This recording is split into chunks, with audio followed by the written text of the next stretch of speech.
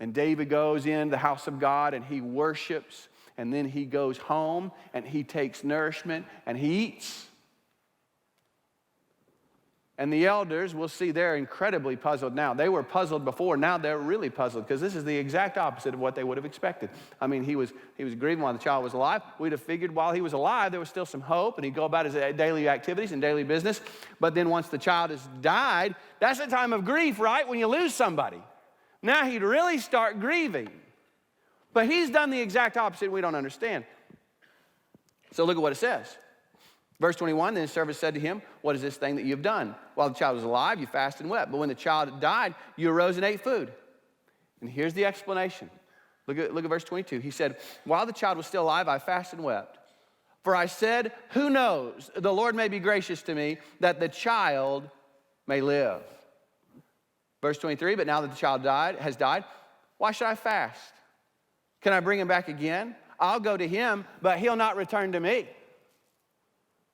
David makes some powerful statements here, and statements that we need to hear in our lives. Because listen, if you haven't been through something like this, you're going to go through something like this. When you have your little script planned out, you've written a script for your life. Any of y'all done that? You wrote the real script out, and you got it all written out. You got it all planned out. And suddenly, God goes off script, doesn't he? And he ain't going off script. He just ain't going on your script. And something will happen in your life, and it won't happen the way that you want, and it won't happen the time you want, and it won't go the way you want it to go. And here's what we got to do. David says, number one, while that child alive, there was still hope. And I love what he says. Who knows that God wouldn't be gracious? Do you know what David's going to demonstrate right here that he believes deeply in two things that we better believe deeply in as well. He believed in the grace of God. He believed that God is inclined to demonstrate grace towards his children. That's what he believed.